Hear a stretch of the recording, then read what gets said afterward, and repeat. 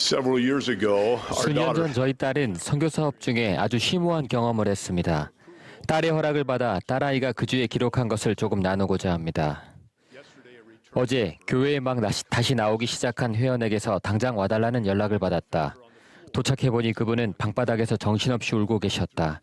그분은 계속 울면서 자신이 직장을 잃었고 살고 있는 아파트에서도 쫓겨나게 되어 또다시 노숙자 신세가 되게 생겼다고 하셨다. 딸은 이어서 이렇게 적었습니다. 나는 그분께 도움이 되는 구절을 찾으려고 필사적으로 경전을 뒤적였다. 완벽한 구절을 찾으려는 중에 이런 생각이 들었다. 내가 지금 뭐하고 있는 거지? 그리스도라면 이렇게 하시지 않았을 거야. 이건 내가 해결할 수 있는 문제가 아니야. 하지만 여기 계신 이분은 하나님의 딸이고 내 도움이 필요해. 그래서 나는 경전을 덮고 그분 옆에 무릎 꿇고 앉아 그분이 일어나 시련을 마주할 마음의 준비가 될 때까지 함께 울며 그분을 꼭 안아주었다.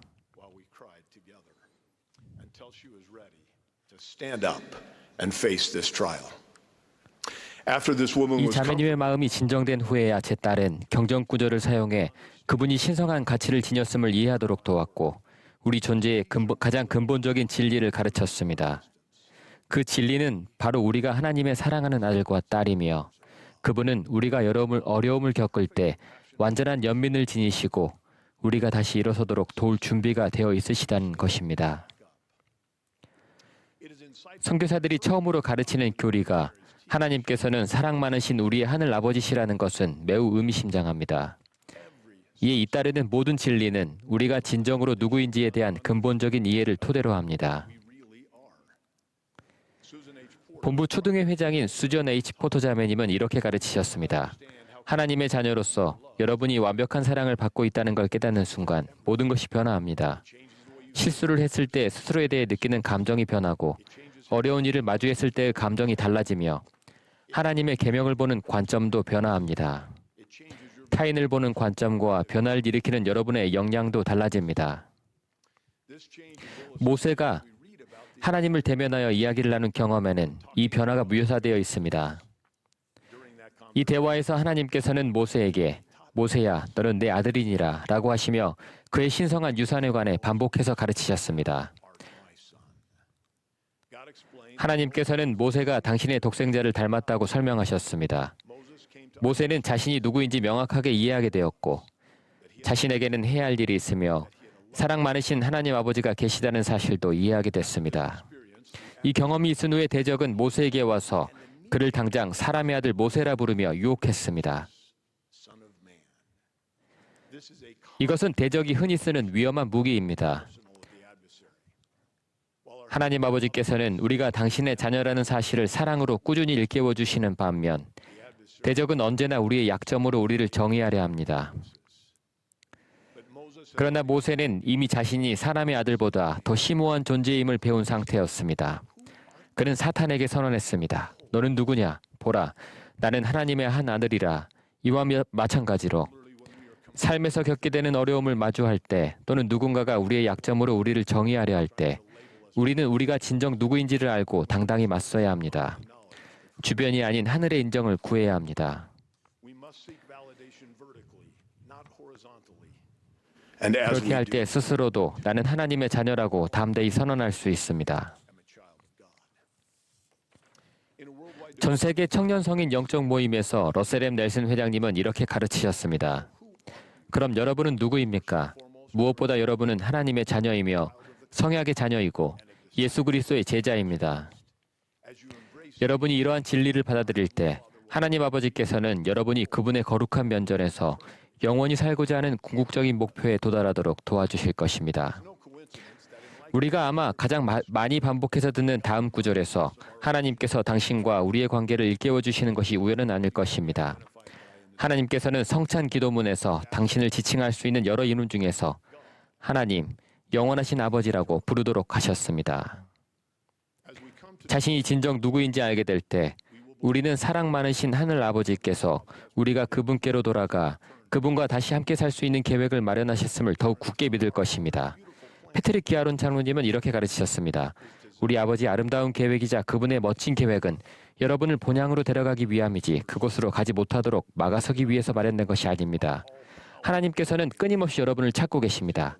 이에 관해 잠시 생각해 보십시오. 우리의 전능하시며 사랑 많으신 아버지께서 끊임없이 여러분을 찾고 계십니다. 우리가 제자의 길 어디쯤에 있든지 간에 자신이 진정 누구인지 더 잘 이해한다면 우리의 삶은 근본적으로 변화할 것입니다.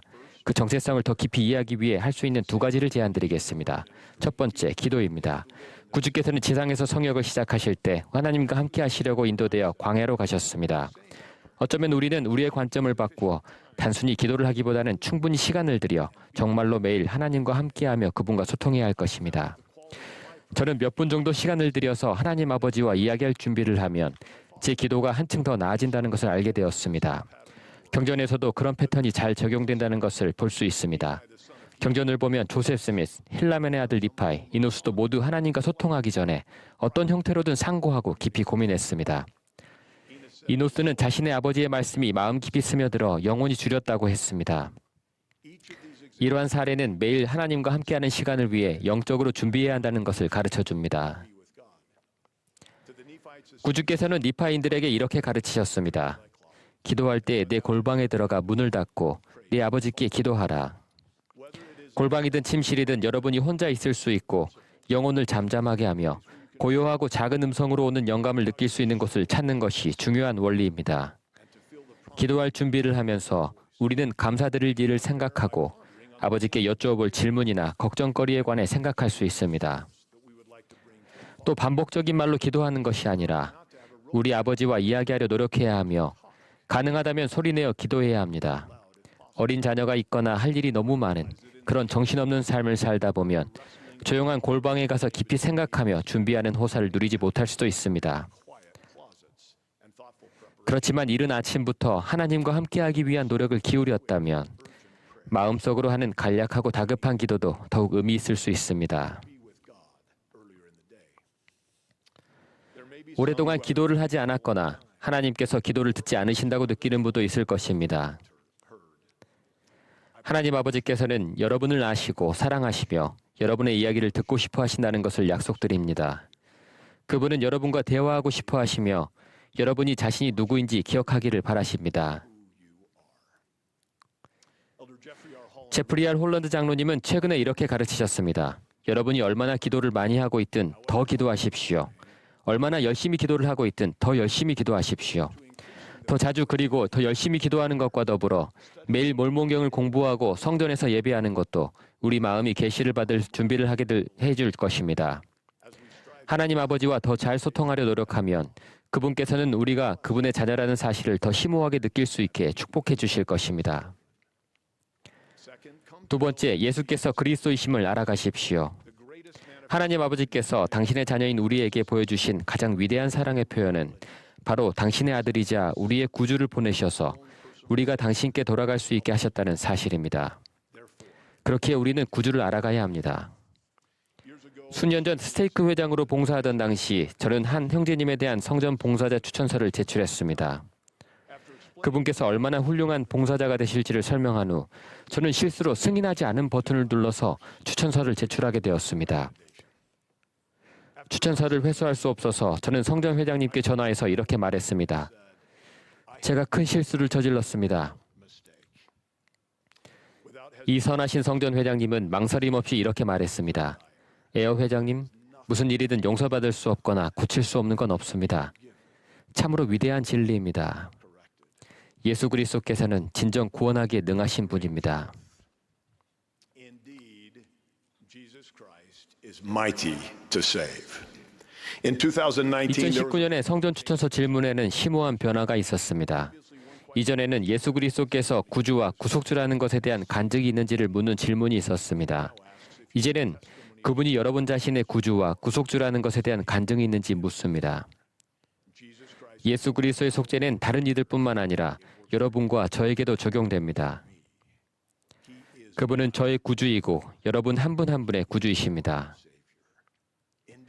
여러분과 저는 오직 그분을 통해서만 아버지께로 돌아가 아버지와 함께할 수 있습니다. 형제자매 여러분, 그분을 찾읍시다. 그분께서 아버지와 그리고 우리 개개인과 맺으신 신성한 관계를 공부합시다. 회개할 때 우리의 구속주를 통해 우리 각자에게 임하는 구속하는 사랑의 노래를 경험하도록 합시다. 구원하기에 능하신 그분을 알게 될 때 하나님의 자녀인 우리가 바로 그분의 기쁨이자 가장 중요한 관심의 대상이라는 것과 진정 우리는 구원받을 가치가 있는 존재임을 알게 될 것입니다. 저는 우리에게 사랑이 많으신 하나님 아버지가 있음을 간증드립니다. 힘 있는 기도와 개인적인 계시를 통해 그리고 예수 그리스도께 나아오며 이 영원한 진리를 알아간다면 우리는 지금 그리고 언제나 담대하게 나는 하나님의 자녀라고 선언할 수 있습니다. 예수 그리스도의 이름으로 말씀드립니다. 아멘.